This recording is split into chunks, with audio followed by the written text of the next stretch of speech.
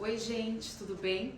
Eu sou Cláudia Ramos, sou médica neurologista, sou especialista em neurologia da cognição e do comportamento, sou docente da Universidade Municipal de São Caetano do Sul e fiz o meu mestrado com a ajuda da minha orientadora, a Rosa Maria Rodrigues Garcia, e eu estudei como que os cuidados para os pacientes com demência têm sido feitos pelos médicos. E eu estudei em especial 100% da equipe de saúde da família do município de São Caetano do Sul.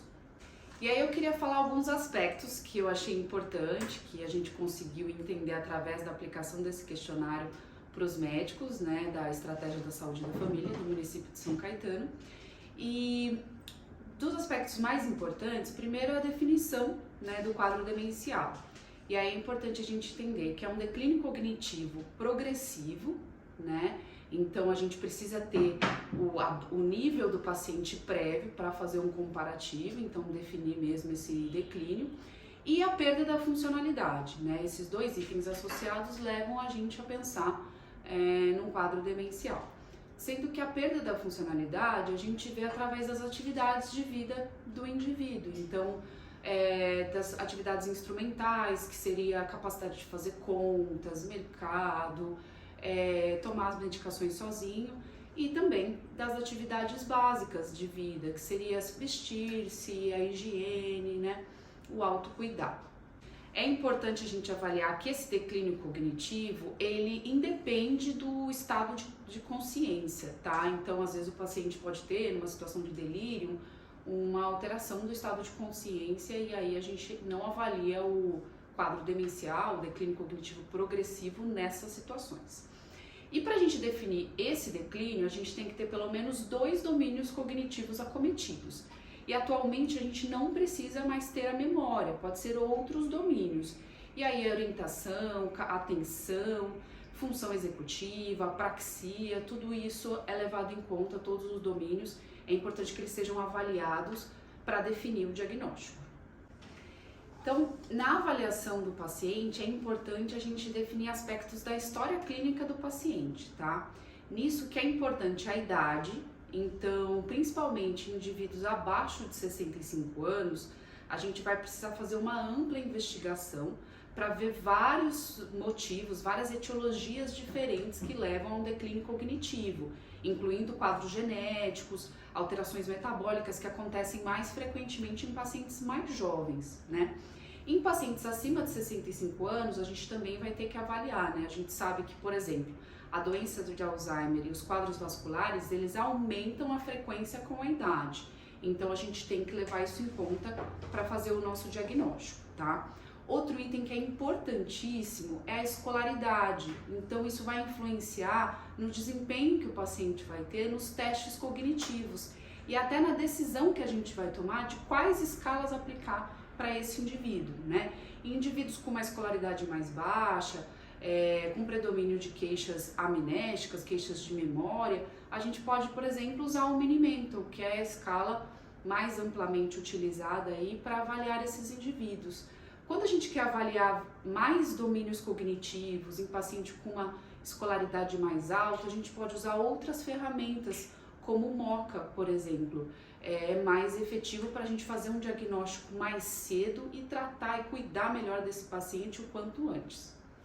Ainda na história clínica, é interessante a gente saber a lateralidade do paciente, né? Então, se ele é destro ou canhoto. Isso ajuda a gente a entender qual o hemisfério cerebral acometido de acordo com a dificuldade cognitiva desse paciente. E aí a gente consegue entender se tem mais predomínio de dificuldades na área da linguagem, então é interessante esse aspecto. Outra coisa que a gente tem que considerar na história são as condições físicas desse paciente, né? Então, se o paciente pratica alguma atividade física ou se é sedentário, se o paciente tem quais as condições financeiras desse paciente até para conseguir acompanhar o tratamento. Em especial, quando a gente fala de declínio cognitivo, também é importante a gente acompanhar os familiares e ou cuidadores desses pacientes, porque muitas vezes a gente vai precisar orientar em relação ao diagnóstico, que o próprio paciente pode ter dificuldade de se expressar e a gente precisa esclarecer também os cuidadores. Também é importante a gente caracterizar os sintomas dos pacientes, principalmente quando vem com uma perda de memória. Então é importante a gente destrinchar, né, essa queixa e avaliar se realmente é uma perda de memória para fatos recentes ou se é um quadro de alteração de atenção, tá? Então é importante que a gente faça perguntas e peça exemplos do paciente e dos familiares que justifiquem essa perda de memória. E também é importante a gente pontuar em quanto tempo que isso vem acontecendo e se está piorando gradativamente. Isso ajuda a gente a entender melhor o quadro. A gente sabe que a maior parte dos quadros de demência acabam evoluindo de forma progressiva e aí em estágios mais avançados eles acabam sendo bem semelhantes, né, devido a um declínio cognitivo geral das funções. Então é importante a gente apontar quais os primeiros sintomas observados para a gente conseguir definir o fenótipo, né, o tipo do quadro demencial, e aí a gente entende melhor como esse quadro vai evoluindo, como vai responder ao tratamento. A gente pode reforçar medidas não farmacológicas, comportamentais, orientação em relação aos cuidadores. Então os primeiros sintomas eles são bem importantes para a gente avaliar. Outro item que é importante é a gente entender como que iniciou esse quadro, tá? Se foi um início agudo, se foi evoluindo devagarzinho, se teve flutuações no meio do caminho e como que foi essa evolução, né? Se teve episódios intermitentes, para a gente pensar em outros diagnósticos, né? E fazer a investigação de acordo com cada caso.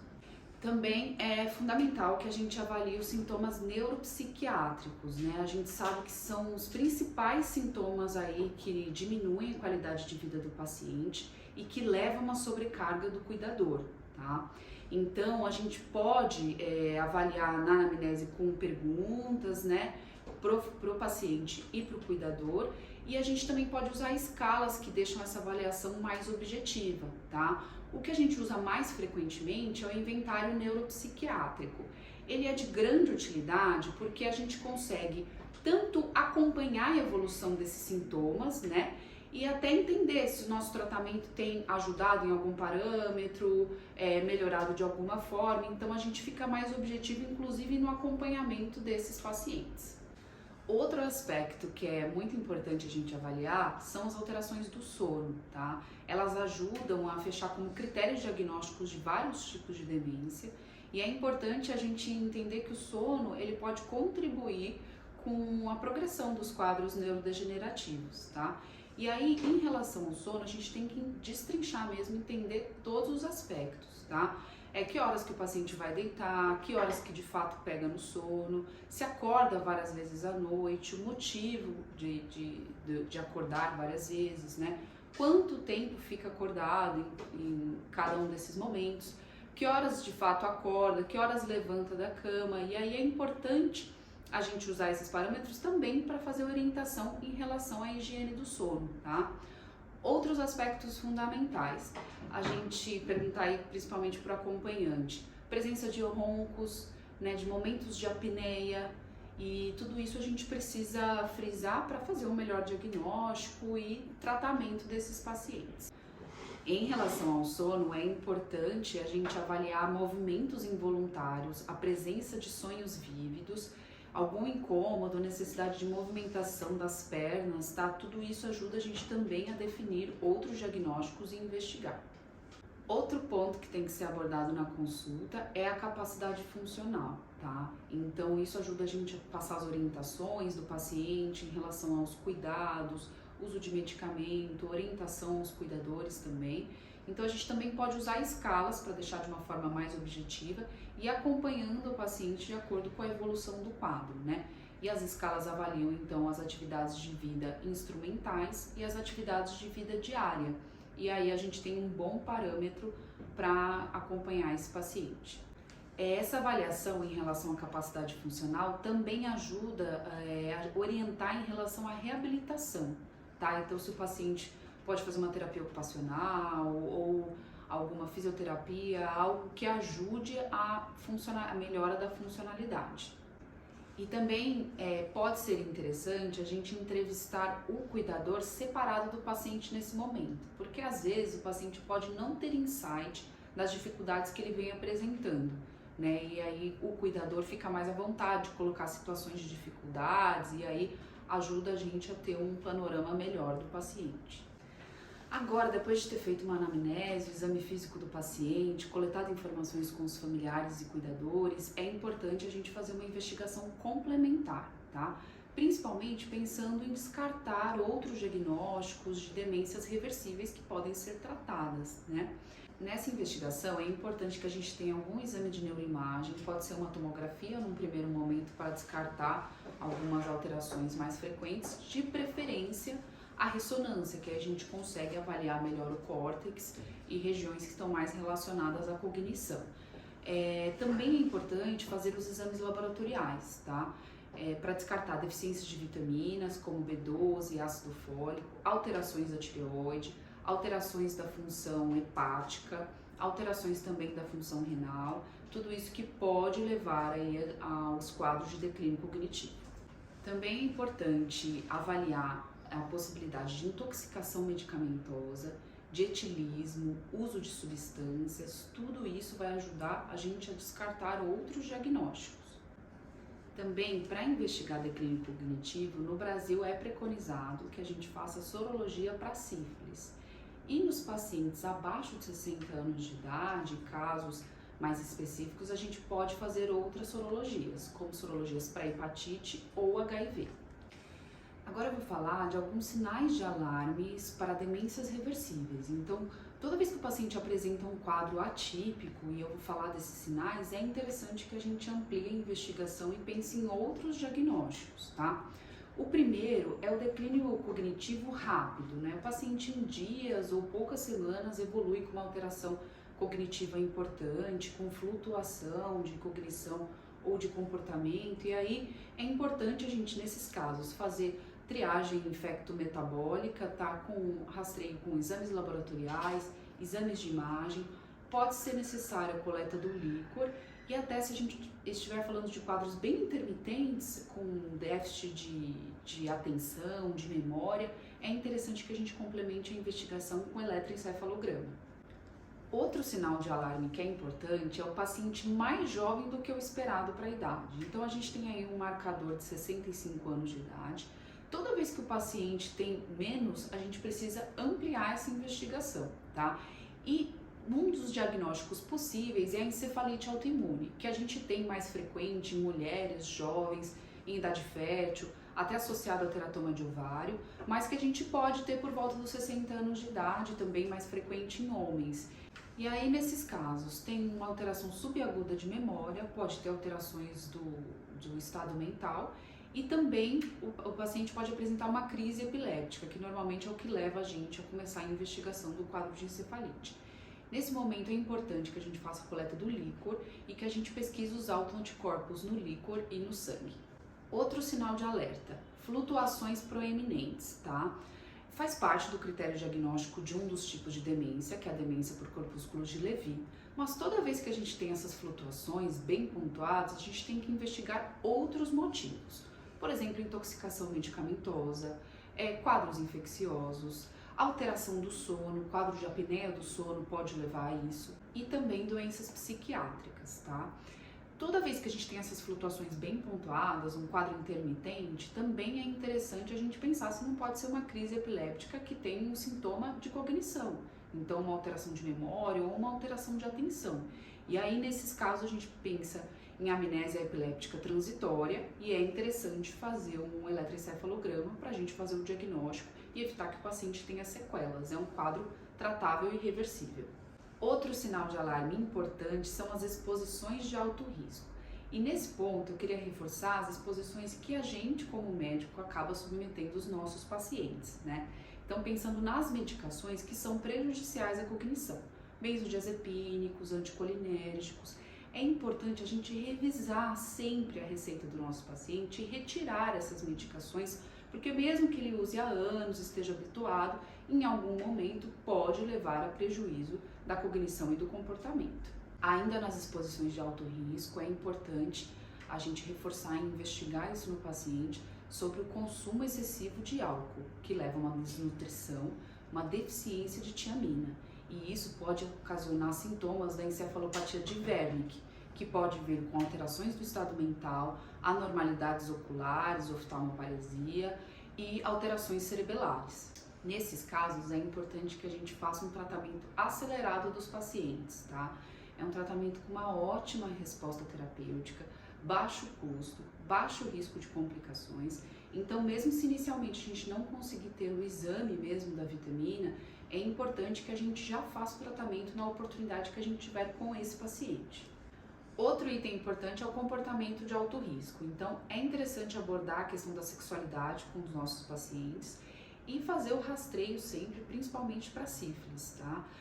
Quando a gente encontra alguma alteração, é interessante complementar com outras sorologias para hepatite, HIV. Outro item que a gente tem que ficar atento é nas alterações no exame neurológico. Então, lembrando que nos quadros neurodegenerativos mais comuns, principalmente a doença de Alzheimer, não é esperado que o paciente tenha alguma alteração focal no exame neurológico. Toda vez que a gente encontra alguma alteração de força, alguma alteração cerebelar, ao ser examinado, o paciente precisa ser investigado com a imagem. Nesse item é importante lembrar de um diagnóstico que é a hidrocefalia de pressão normal, que o paciente normalmente vem com perda de memória, apraxia de marcha, incontinência urinária e é um quadro que pode ser tratado. Então é preciso de uma imagem para a gente fazer o diagnóstico e o paciente pode ter indicação de fazer um TAP teste, que é uma coleta de uma quantidade importante do líquor, a reavaliação de forma objetiva da cognição, da melhora da marcha e posteriormente a indicação da derivação nos pacientes que respondem de uma forma positiva a esse TAP teste. O último item é quando o paciente testa de uma forma diferente do esperado nas escalas cognitivas. Isso pode acontecer por alguns motivos. Primeiro, pode ter uma percepção diferente do dia a dia do paciente, ele está muito acostumado àquela realidade, então ele consegue fazer bem, e aí ao ser testado no consultório, ele acaba desempenhando mal. Então essa percepção pode mudar a nossa avaliação. Outra coisa é o paciente estar sob efeito de alguma medicação, né? Então por isso que é importante a gente avaliar as medicações que ele toma, quais os horários, que isso pode também atrapalhar o desempenho no teste cognitivo. Outra questão são as alterações de humor. Então, o paciente em vigência de um quadro de depressão, ansiedade, pode também desempenhar de uma forma diferente do esperado nos testes. E aqui eu quero reforçar que as alterações do sono também podem levar a um desempenho prejudicial nos testes, tá? Então, é importante a gente fazer o rastreio da apneia. Se o paciente tem sintomas pertinentes para a apneia do sono, pode ser interessante a gente pedir uma polissonografia com CPAP. Então, esses foram os pontos mais importantes que a gente tem que atentar na anamnese e na investigação desses pacientes com quadros demenciais. Esses foram alguns dos pontos colocados como dificuldade nos questionários respondidos. Eu queria agradecer pela participação de todos e dizer que eu estou à disposição para qualquer esclarecimento, qualquer dúvida pertinente a esses casos.